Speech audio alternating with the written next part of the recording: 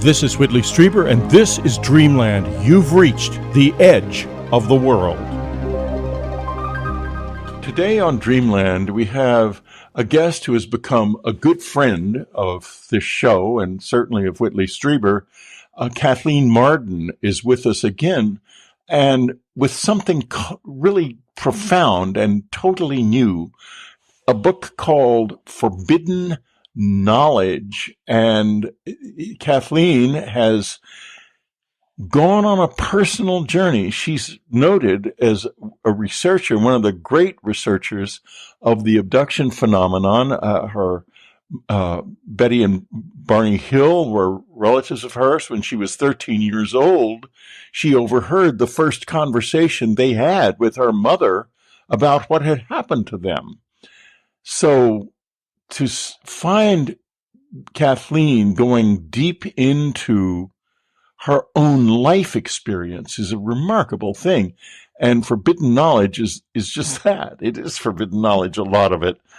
She describes it as a personal journey from alien abduction to spiritual transformation, which is a place that a lot of us and a lot of you listeners and viewers are going. Kathleen, welcome back to Dreamland. Thanks. It's great to be with you again, Whitley. Well, thank you. I'm so glad. We have such a good time when we're together. I really enjoy it so much, and I know my listeners do too. I do as well. Now, the book, let's talk about the genesis of this book, because this is a real departure for you. You've always been a researcher, and your personal life has been in the background. But this has changed profoundly. What made you decide to get personal? Well, Whitley, I thought that I would take this story to my grave, but things have changed. Officials from the federal government have released information that UFOs are real, and certain individuals have stated that it seems logical that we could assume that these extraterrestrials are picking up humans the way that humans pick up endangered species and do tests on them and track them. And so that was encouraging to me as well. Also, a few years ago, when I was on the stage with you, Whitley, as a researcher at Contact in the Desert, I started to think about the way that I was masquerading as just a researcher and not as an experiencer myself. And that was the first time that I made the decision to actually speak about myself being an experiencer of contact. I was tired of being fraudulent about that part of my life, right? Myself. Also, so many experiencers have said, well, researchers can never possibly understand what we're going through. And I just wanted them to know I understand, and this is what has happened to me. Also, a secret experiment that I took part in that I came to believe is absolutely real. And so I wanted to share that. I thought that it was essential to do that at this point in time. Well, I was going to ask another question, but now that you've said the word secret experiments, I have to ask you what you are talking about there, because every single listener is going, what? What are you talking about there? Well, what I'm talking about is in 2016, I was speaking at the MUFON's International Symposium in Orlando, Florida.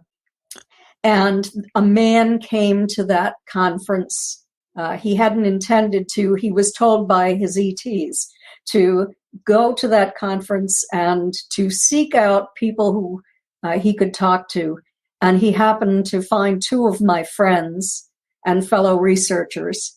And then we all met a few times for lunch together and ended up coming back to my house to continue our conversation. And he started to channel for the first time information there. I didn't realize he was channeling, but Denise Stoner, who is a co-researcher with me that I've worked with for many years, realized that. And he started to send me scientific information from a gray scientist that he called Zark. And so then he invited us to go to his house one weekend every month and to ask this Council of 8 ETs, allegedly, whatever questions we wanted answers to. And so we decided that we would do that. I was very skeptical at the time. I was still too much into my left brain, you might say. Right. And I didn't have a great deal of success until I was able to move over toward my right brain. But I was able to connect with these ETs, as were the other people who were involved in this experiment. And we were given evidence that they were real. We were able to measure an increase in the temperature in the part of the room that they were standing in, more than 5 degrees for the 5th and 6th dimensionals, more than 8 degrees for the 9th dimensionals who were there. And also we felt an incredibly strong tingling sensation through our bodies. And I felt that when I was on craft. Yeah, that's an important factor. I would assume, and by the way, she's talking about Kevin Briggs, folks. Kevin has been on the show, and Kevin also was the driver of the car that I was in at the Pine Ridge Lakota Sioux Reservation in the summer of 2019, I believe it was, when I saw into the parallel universe for 3 days. It was Kevin. So Kevin has a lot of juju, let me put it that way. And yet at the same time, whenever you're talking to or trying to get information from something like this, it's very difficult because I guess the circuits are not stable would be the best way to put it. So, but you got what sounds to me like a very clear contact with something that in my mind is very problematic and I'm not sure even exists, which Kevin calls the Council of 8. Could you tell us a little bit more about that? Yes, the Council of 8 are 8 entities. They, as I said, are most are 5th and 6th dimensional. There are 2 tall Nordic-looking humans, a tall white, a blue avian, a tall gray, a gray about 5 feet tall, a mantis type, that makes 7, and the 8th is a 9th dimensional. There's actually 2 of them, the male and the female, but they just say that Shiva is the right half of the other 9th dimensional Ra. And don't think about the Egyptian sun god or the Indian Shiva god, because they say that they're using those names, but they're not those entities. The 9th dimensionals no longer have physical bodies. They did for many, many incarnations, but they no longer need physical bodies. The others vibrate at a higher frequency than us, and they say that's why we can only feel them. We can communicate telepathically, but we cannot see them. And they say that when we're able to elevate to a high enough frequency, they will become visible to us, but they're outside our visual range now. And during this time, we learned why they're here, that they're concerned about, of course, as I've said many times before, our nuclear weapons and yes. our environment. and really human behavior in general, that they're attempting to move us along on an evolutionary scale.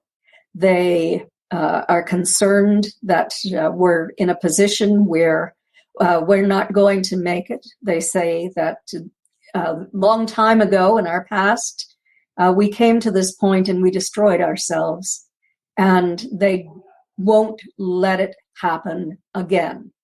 That's a very interesting point. They won't let it happen again.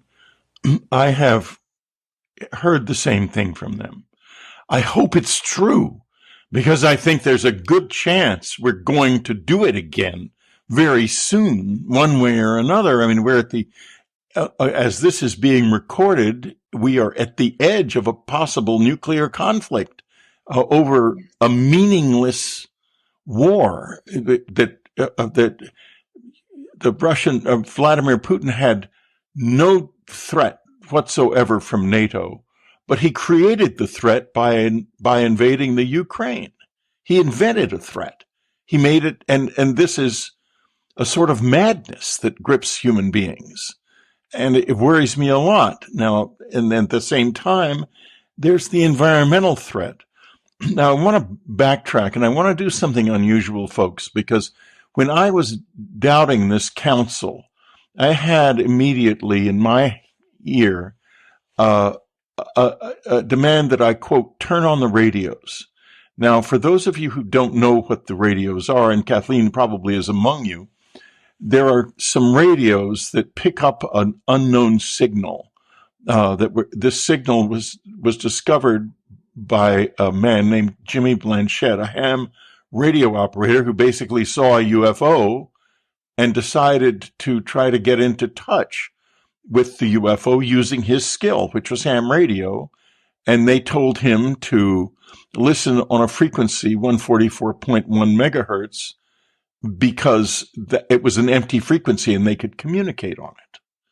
And he did that and got, with mental effort, he got communication. Then when we brought the radios into this apartment, it turned out they were on all the time. The communication is on 24/7 here. So I don't know quite what, if anything, will happen, or if that was just my imagination. But let's turn them on and see. We'll just see. Just a second.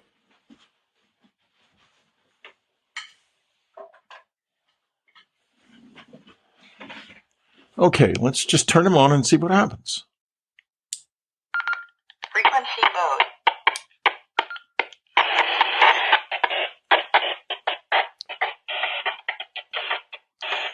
Oh, wow. What you're seeing here is two different, they're not in sync, but they're radios. They should be in sync. I'm going to have to turn them off because I forgot to charge one of them. It's going to go off in a second. But what you saw there, folks, was these two radios, which should be absolutely in sync, because there should be, if it was a real radio signal, it would be hitting both of them precisely at the same time. That's the same reason if you tune to an FM station and you turn it on in one room, and then in another radio in another room, you hear exactly the same FM station. But this is going to natter at us about, but here, you don't. You see it. You see two different signals in two identical radios side by side. Now, that doesn't happen all the time here. It's very unusual when it's as distinct as that. So to me, that's a communication. That is probably the most clear communication I can get. And I'm going to say this, that I think, therefore, that the radios are messaging to me that there is something to this Council of Eight, which I did not really believe before. So this is turning out to be a really fascinating show, Kathleen. Thank you. Well, I think that's wonderful. I didn't believe it at first either. I mean, right. Taking a scientific approach, I had to absolutely consider the possibility that Kevin might be delusional, or that he might have been a man who was attempting to perpetrate a fraud for money or fame or whatever he was trying to get from it. But in the end, we had enough evidence to conclude that it is real.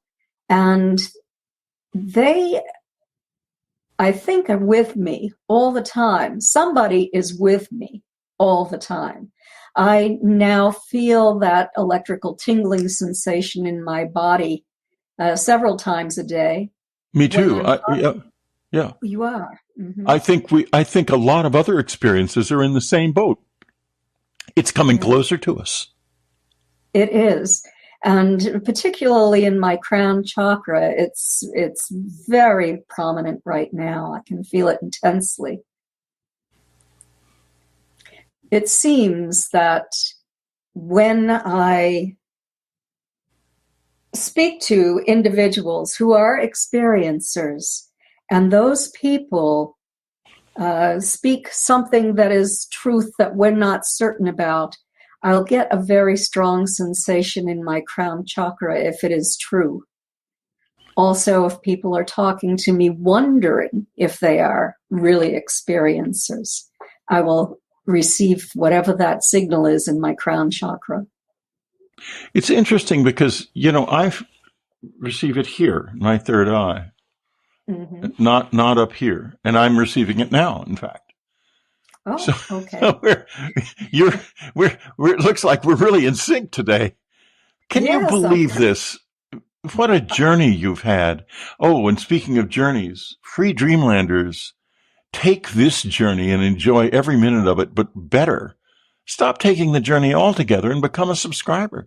Then you won't have to listen to these commercials, which we play pretty much the same thing every week. And every week, some few of you do decide to subscribe. Everyone should do it. We'll be right back. Support UnknownCountry.com and his great mission to make contact happen. Use our vast archive of interviews, meditations, commentaries, news, and Whitley Strieber audiobooks to expand your mind and your understanding of close encounter. Meet others who have similar interests on our active free message board or in our subscriber comments and Wednesday night chats. There is no other site like Unknown Country in or out of this world. Go to UnknownCountry.com and subscribe today. How curious are you? How much do you really want to know about the world you live in? There are, for example, very real conspiracies. We're talking about one of them today. And this is a place where if it's real, we're going to talk about it, but not if it's not real. So there's no confusion here. If we're talking conspiracy on Dreamland and on UnknownCountry.com, it's because we can prove it, just like we can prove that the Roswell incident has been covered up. We can prove these things. We can prove that the abduction phenomena is in some way very real. We can prove that there are unusual materials in this world because some of them are right here in my possession. So, this is an unusual place. It's a unique place, and above all, it is a great place to explore. Exploring the UnknownCountry.com archive is a really extraordinary experience.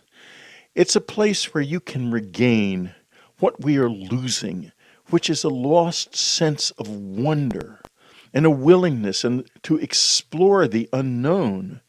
We live in a terribly difficult world right now. This place is an oasis of wonder. Join UnknownCountry.com today.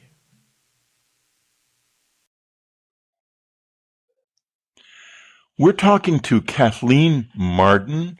Her new book, Forbidden Knowledge, a personal journey from alien abduction to spiritual transformation. A remarkable journey it is, too. And I want to go back now and we sort of were not exactly sidetracked, but we were sort of moved forward in a certain sense. But now that we've established some fairly interesting and amazing things, let's go back a little bit to the Betty and Barney Hill story, because of course you were a huge part of that story, and it was a huge part of your life. And I want to work into it by asking you a couple of questions. So the first one is, was this in your family, this kind of thing in your family life before Betty and Barney had their experience? I mean, poltergeist activity, paranormal events, maybe UFO sightings, etc., and so forth. I'm not aware of paranormal or poltergeist activity in my home before Betty and Barney had their experience. Right. I've talked to my brothers about that, and they can't remember it occurring before that time either. However, I do know that Dr. James Harder came, and he was interested in determining whether or not this was intergenerational, multi-generational contact. And he worked with several members of the family. And it might date back to my grandmother. Because it is multi-generational in most cases. Yes. I was just at Rice University in Houston reading through the communion letters, which are now archived there. And it was amazing to see how many people were saying, well, this started when I was a child, or my mother or father or grandparents. So it's multi-generational in a sense. And you have to wonder why some people and not others. Do you have any theory about that? Or is it this, some people notice and others don't? Well, I asked the ETs why they take people along generational lines, why they took me. And what I was told is that it is because when they take people along genetic lines, they are able to compare that genetic line for any changes, any progress, any success that they are having. So just as we, work with, I don't want to compare it to lab rats, but as we work with rats along generational lines, attempting to bring about positive change in a certain way, that's the way that they have worked with us, from what my understanding is. What? And why are they working with us? Because it's clear that the two messages of environmental danger and nuclear danger are so consistent across the experience that it means only one thing to me. They want us to survive.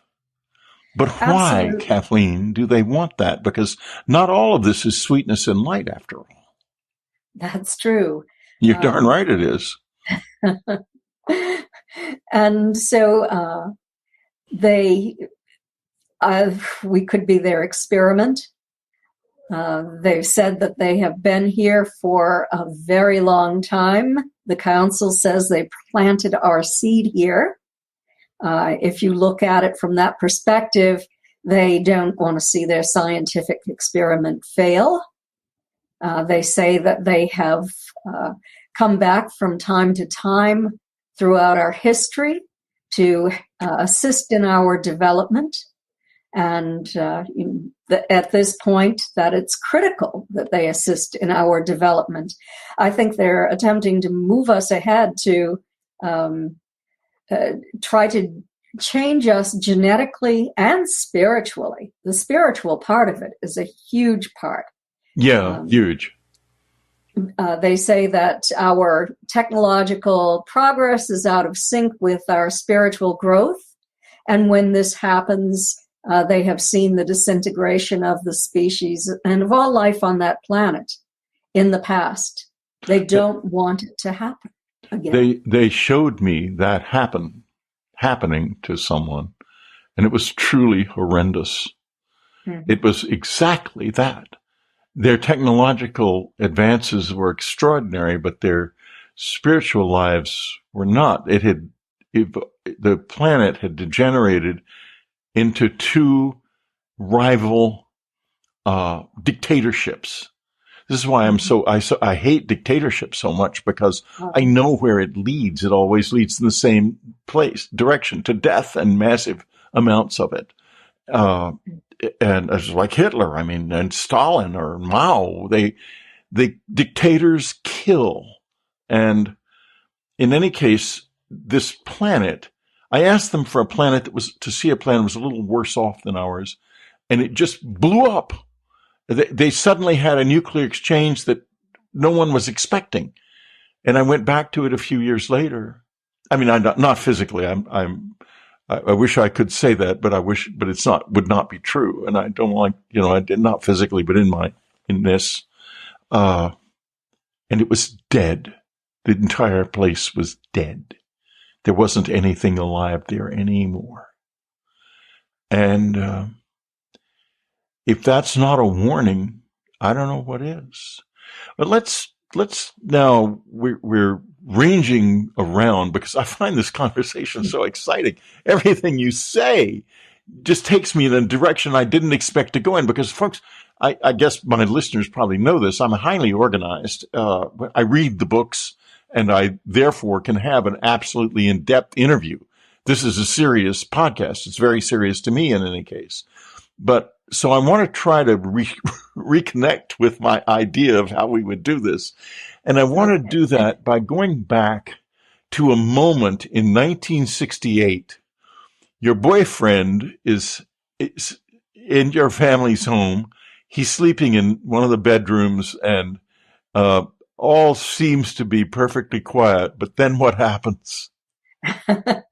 Then we hear yelling and screaming coming from his room. It wakes up everyone in the house, and the coat hangers from the closet have lifted up and out, traveled across the room, and landed on top of him. And so what does he then do? He ran out of the house, and he didn't want to go back in. Finally, we coaxed him to going back into the house for the night. We were going to take a fishing trip the following day on my family's cabin cruiser in the ocean. And but he would not enter that bedroom again. Now, had this been happening in the house a lot at that point, this sort of thing? It started to happen, I believe, in 2017. I'm sorry. Yeah. When I was 17 years old. Yeah. I was just going to say, that's right. Yeah. Sure. In 1965 is when it started. Here's the interesting thing. The Betty and Barney's experience is when you're 13. Now you get a little older, and this starts to happen. Do you have any sense of what it has to do with you? All I know is that when I was 13, I had my first out-of-body experience. Now, under hypnosis, I was recalled that I had been taken earlier in my life. It was very clear to me in hypnosis, but I had absolutely no conscious recall of that. So I sort of dismissed that, because I want to have a point where I actually had conscious, continuous recall. And that's when I was 17, and my Aunt Betty was working with a team of scientists to attempt to call in a craft to land on my grandparents' farm. It did. It was observed by a commercial pilot returning home from work that night, by my grandmother, and it left physical trace evidence on the ground that was investigated. What we never said is that my mother and I were taken together that night. We found ourselves on that craft. And so that could possibly have been the first time, but I don't know what it was. Maybe that's when they decided to remain with us. Maybe that's the time that they used some kind of interdimensional technology and other things came through. But whatever it was, there was something there in my childhood home. Light orbs, poltergeist activity, also the feeling that something unseen was walking on the bed, that sort of thing. Yeah, that's half the listeners are saying, yeah, I know that feeling. I know that experience. I have it myself all the time. And in fact, recently something kind of growled underneath the bed. And the next thing I knew, steel strong arms had wrapped around my upper arms, and I couldn't move my arms at all. And there was a time when I would have gone wild with fear from such an experience.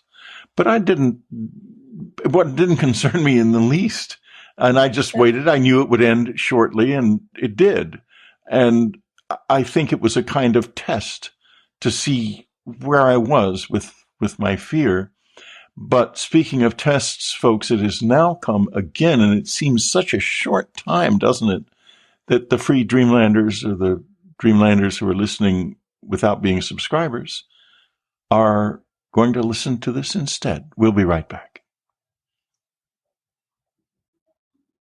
UnknownCountry.com subscribers have access to a vast treasury of information. Listen to what Dr. Robert Schock said. He's an expert on the past, and for that reason, he also knows a great deal about the future. We are re-entering, as you say, a debris field, and when you have a debris field like this, it enters the solar system, it energizes the solar system as you have things going into the sun, even clouds of dust particles, for instance. It will energize the sun, it will destabilize the sun. This is what we saw at the end of the last ice age in approximate terms, about 13,000 years ago. And just in the past few days, more enormous meteors have been sighted, and this goes on continuously, more and more every year. We live in a time of great change in a world that doesn't like to look at things as they are.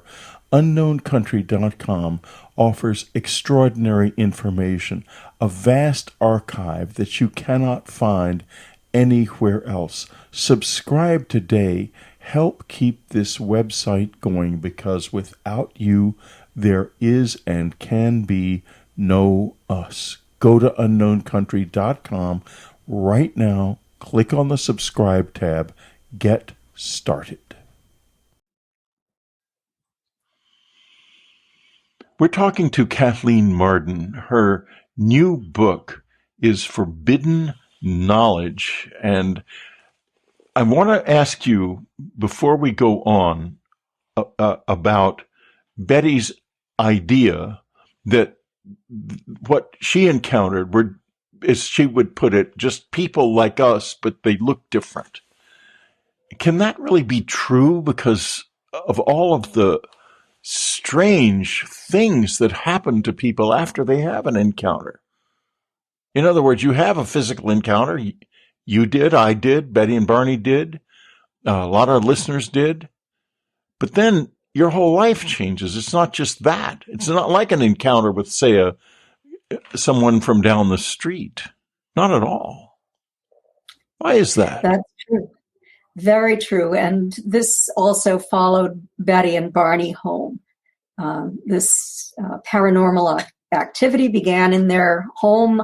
Lights would turn off and on by themselves. They heard what sounded like someone walking around upstairs. Doors would open and close on their own. The same kind of things that were occurring in my childhood home after that experience when I was 17. So it seems to affect a vast majority of experiencers of contact. And we always wanted to look at it from a nuts and bolts perspective. I think when you actually admit that this has interdimensional properties, in a sense, you're opening a can of worms, because then you bring in religious phenomena such as demons and angels and that sort of thing. That's what most people particularly in the mainstream, think of when you talk about interdimensional entities. But it's difficult to understand initially, but you have to realize that they're only vibrating at a higher frequency than we are. None of us are completely solid. Yeah, it's not dimensions like we think of dimensions in physics. It's a different vibration, but it's essentially the same spectrum of reality that we are on, I think. And yet, I've seen into another universe, seen it and been physically in it a couple times, 3 times in my life. Or maybe it was 2 different universes, I'm not sure. So, that isn't the truth really, the bottom line is this is so complex and so rich that we just have to make some choices about how we're going to address it with our human minds. How do you respond to that thought? I agree. And it took me many, many years to overcome my fear. But I decided one day that I could live my life as a victim or I could become a survivor. And it's always best to become a survivor. And so I made the determination that I was going to move beyond this level of fear. I was going to find a way to communicate with these non-humans that inserted themselves into my life periodically throughout my lifetime. I was never terribly frightened when I arrived on the craft, but I was always terrified when they arrived in my environment. Yeah. And I think they suppress the fear on the craft somehow. they do. But I felt it big time, boy, when I was on it. I really felt it. But not you. Not me, no. And for many of us, in the studies that I've worked on, they've said that when they were on the craft, they felt that they were in a familiar environment and that fearful part was gone. So what I did is I studied hypnosis and I began to work on myself to give myself a rapid induction. The words that I could say to myself in order to go into a deep trance when they were in my environment, rather than going to the fearful part, that fight or flight part. And I finally was able to accomplish that and able to speak with them telepathically and to project love in their direction. And it was through this process that everything began to change. We have to ask you the question. And by the way, Kathleen's website, I haven't mentioned it enough or at all, actually, before now, is Kathleen-Marden.com. We have to ask you, what are you driving at when you say that? What sort of change? I was treated like an equal. I was treated respectfully. They began to give me more information than they had in the past. They projected feelings of love toward me that I had never felt on this planet. That it was so intense. They were raising my vibrational frequency. I think that they were doing that for a while before I accomplished what I was attempting to accomplish. But the relationship became better. In fact, when they would put me back in my bed, there would be 2 on one side of me and 1 on the bed. And they would be very, very careful about tucking me in just so and just making sure that I was completely comfortable. So, I mean, it was almost like a loving touch that I was able to perceive from them. That's so interesting because it's quite an arc from the initial fear to a loving touch. But you're not alone in that. I had my first encounter experience was god awful. I mean, both of them in my adult life. But it's changed, and now the relationship it's so critical. It's to my life, and it's fun. Also, it's fascinating. Mm-hmm. So this arc is terribly important, because if we're going to make contact work for mankind, it's really up to us, up to the people who have taken this journey, to speak out and say, hey, there's a journey here worth taking. But what happens if this becomes general knowledge and people start to have experiences like the one that sent your boyfriend running out of the house, or what happened to me and Anne, which was terrible too. What do we do? How do we approach a world that is struggling with this the same way most close encounter witnesses struggle with it when it first starts in their lives? Well, I think that a certain percentage of the population will be able to understand, and those are the people who are now going out and see 5 experiments, people who are doing group meditations and group prayer to raise the Earth's collective consciousness, is what I call it. Jung said collective unconscious. I think I view it a little bit differently.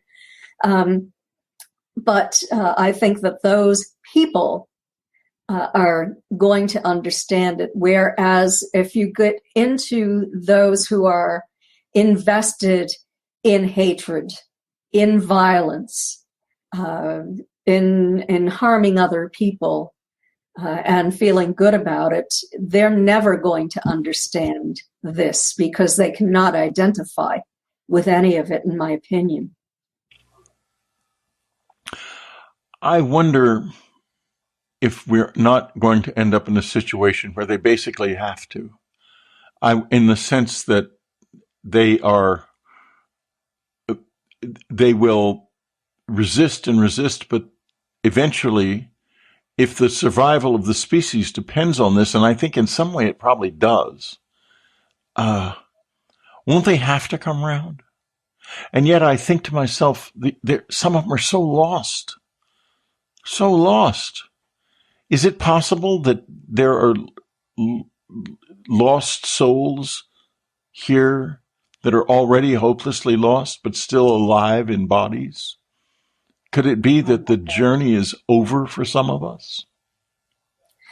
I don't know the answer to that question, Whitley. I'm just extraordinarily concerned about the popularity of horror films, of video games that involve killing others. Yeah, me too. That sort of thing plays out as if it were real in that person's mind. And that is what I'm really driving at, that is fueling this other behavior. These people are going to believe, if the ETs do come into our environment and we all become aware of their presence, they're going to perceive it as an invasion, and they're going to want to fight against it. But these are the people who will believe that they are also demonic. Well, isn't the Air Force already trying to fight against them? You must have some information about that. Well, the Air Force seems to be taking the approach that these are negative. They've studied the negative end of it. Yes. I'm not aware that they have studied the highly positive end, because when it comes to protecting the country, when it comes to defense, and that's what they're interested in, they perceive these new entities as being perhaps a threat to us. I don't know how they think that they could ever fight against their technology. but they do view it as a threat. Just look at the names of programs that have been run out of the government, the threat identification program. So I wish they wouldn't view it entirely as a threat. I do have acquaintances who are in the military and officers and who are not perceiving it that way. So I'm encouraged that there are some people who have a prominent voice who are viewing it possibly not as something that's negative. Yet they're so interested in the Skinwalker Ranch. And there are several places like this around the United States that I'm aware of. Yes. And there's both positive and negative. And I know that when researchers went there, when military people went there, government officials, something would overcome them with a sense of terror. It was projected toward them in a sense when there was no reason to be terrified. I know what that means. That means that lower vibrating entities are going to be able to attach to you because they've lowered your vibration. And these people took those entities home, and they're calling it the hitchhiker effect. It's happening to the family, it's spreading to the neighborhood, to their relatives, that sort of thing. And it makes me wonder if part of what happened to my family was a hitchhiker effect. And maybe I have a positive hitchhiker that is with me all the time. I don't know the answer to that, Whitley, but it's something that occurs to me and makes me wonder if this is more intergenerational for more than the genetic end of it. But the hitchhiker effect is there. Well, I think that hitchhiker effect is very important because you can actually, I think you can change hitchhikers by the way you live. And I say this because I realized about 10 years ago that my experience, that how reflective the experience is. In other words, if you're frightened, you're going to get a frightening experience. If you are angry or are ashamed of yourself within yourself in some way, that's going to be driven home. But if you are working toward the good, no matter how messed up you are inside, things change. Is that your experience too? I think it is. It is, Whitley, absolutely. And in fact, I have put a couple of articles on my website under the contact, something I wrote. I can't remember what it's called. But if people go there and read them, it tells a person how to meditate, how to raise their level of consciousness, and how to protect themselves as well. I've done experiments with this. We all know that if you expose a house plant to love and take care of it and talk to it and play pleasurable music for it, it will thrive and develop. Whereas if you do the same, if you take the same type of plant, appearing the same in terms of growth and health, and you expose it to hateful music, if you yell at it, if you tell it that you hate it, it will die. Yes. I've experimented with all of this in my own environment. And I go out and I have many, many little geckos running around my property. They're good. They eat the bugs and I enjoy them, but they've always been fearful of me, wanting to run away. But I've discovered that if I project love toward them telepathically, they stop in their tracks, they look at me, and they push out their little ruby red throats. at me. So I've made friends with them. And I've done this all around the neighborhood with the birds, with the cows that are down the street. So they come and when I walk by the pasture, show me their babies or just come to say hello. If there really is a dramatic change resulting from this type of behavior. It wasn't easy. No. But I was committed to doing this day in and day out.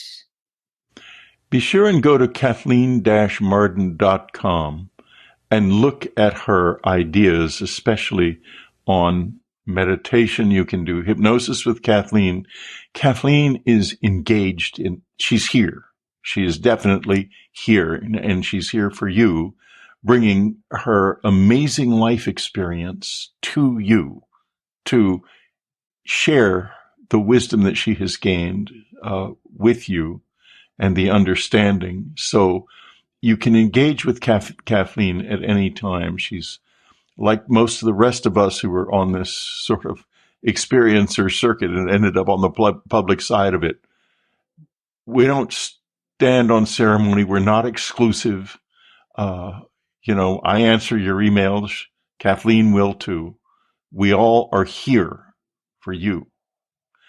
Now, let's go back to the idea of the collective consciousness, because you have a marvelous part in the book about the possibility of negative collective consciousness overwhelming positive collective consciousness. Can you tell a little bit about your concerns and your hopes in regard to collective consciousness? Yes, I think of the collective consciousness as the thoughts and the behaviors of everything on this planet.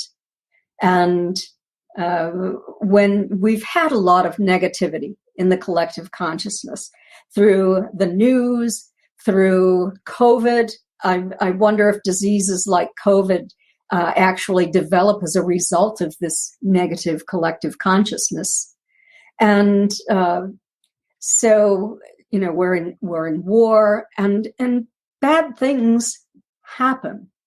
But if we can all work together, and I was just talking about that when I talked about what I do around my neighborhood every day, if you can project that love into the collective consciousness, we know it's going to impact a plant. I really believe that if we all join together, we could impact the population of this planet by just through positive thought and action. I think we've been given this tool and shown that it works. And people always say, well, will the visitors come help us? The answer is, if we help ourselves, absolutely. If we do not help ourselves, then no. And they will watch in anguish if we don't help ourselves. So maybe what we're needing to do here is to become more of a collective of experiencers, not just like the free group, which are basically helping each other cope with and understand their experience, but to take it to another level and have all the experiencers start to band together to try to, using prayer and meditation, to influence the collective consciousness of this species. Because we know it can be, and not just this species. Look at the story of the geckos. It's about the consciousness not just of mankind, but of the whole planet. Maybe we need to rejoin planet Earth. Maybe that's what this is about. We're divorced. I agree. We need to increase our level of spirituality. Yeah. We need to cure the divorce, basically. Yes. Our Absolutely. materialism has divorced us from our planet. We need to do something about that. All right. Now I want to go on. I want to, in the third half hour, I want to start to talk about a little bit more deeply about the tremendous pressures on your family and how you overcame those and the hard life. I mean, you're like practically all of us witnesses.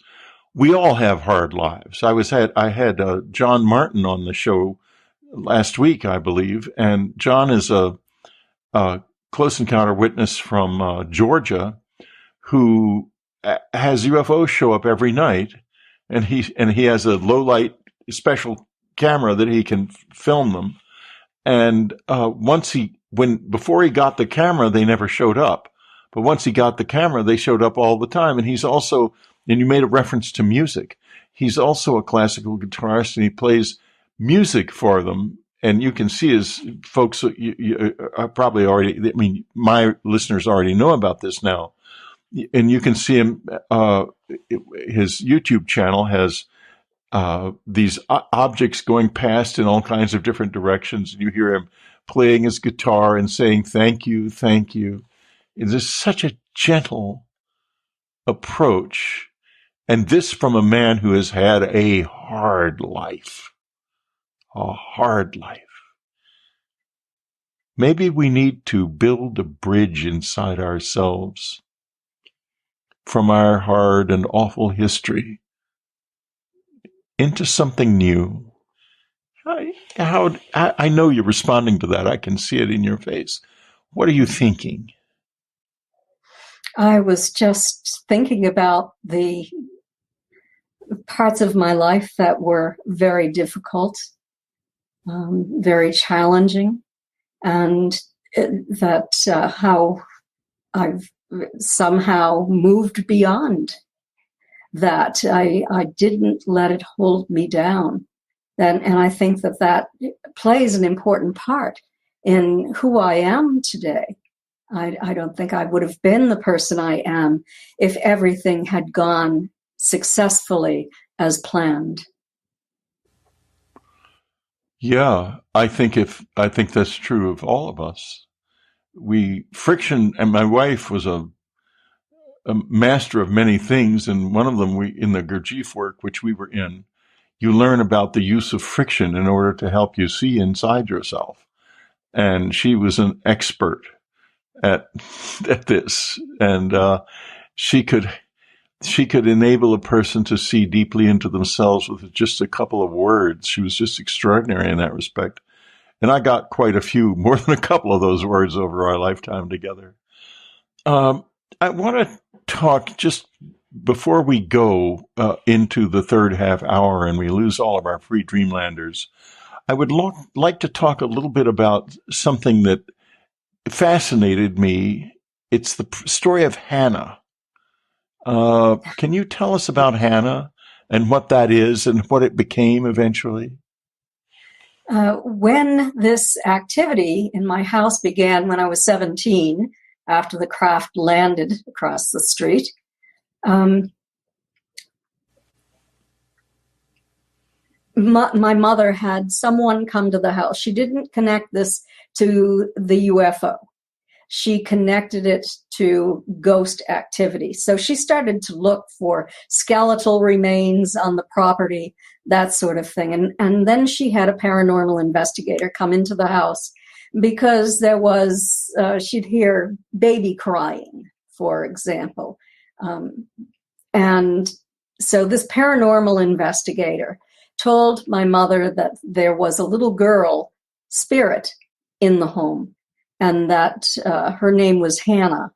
And so this is where this came from. My mother went to a nearby cemetery. Supposedly Hannah had been a very young girl riding a horse on the property, was thrown from the horse and was killed. And so eventually my mother grew tired of Hannah. And by that time I was married and living in Cincinnati with my husband, who was in graduate school at the University of Cincinnati. And we were home on a vacation. And my mother was saying, "Oh, well, I'm just tired of having Hannah around. Will you take her off my hands for me?" And I had been educated, by psychology professors. And I had been indoctrinated into the idea that none of this was real. And, since then I realized from studies that have been done that psychologists are the most skeptical of all scientists. Yes, I found that to be true too. Yes. Yeah. So I thought that I was just sort of appeasing my mother, but Hannah would not go with me. However, when we stopped for the night at a hotel near Buffalo, New York,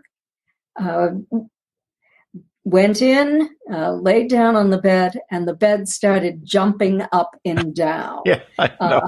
It's a great story. Very, very weird. And like the magic fingers went wild. Remember those things where you put a quarter in and the bed would shake? But you didn't have that on that bed, did you? No, there were no magic fingers there. And I just said, Hannah, we want to sleep. and it stopped. So it appears that Hannah did accompany us home into Cincinnati. And then things started to change in our lives. We'd been extraordinarily happy, doing very well, adjusting to life in Cincinnati. He was a student working toward a doctorate in the philosophy of psychiatry. I was teaching and going to graduate school. We loved one another immensely. We were doing well. And then we had planned a summer trip. And during that summer trip, he had to have some teeth extracted. And when that happened, he met me. I was with another friend. We had set up, we were going on a camping trip. And he was a changed person, completely different than he had been. He was very frightened, fear of death. He became delusional. I ended up leaving him because of those radical changes. I didn't really understand at that time as a young woman what was occurring. So it blew up your life. It absolutely did. Hannah blew up your life. Yes. Yes. Be careful what you wish for, I guess, is the moral of that story. How do you put your life? Well, we've come to the end of the first hour, and we're going to leave our free. I'm sorry.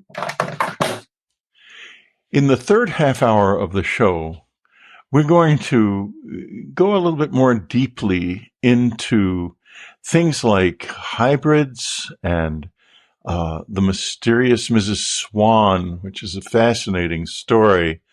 And also, we're going to talk about what do we do with the negative side of this.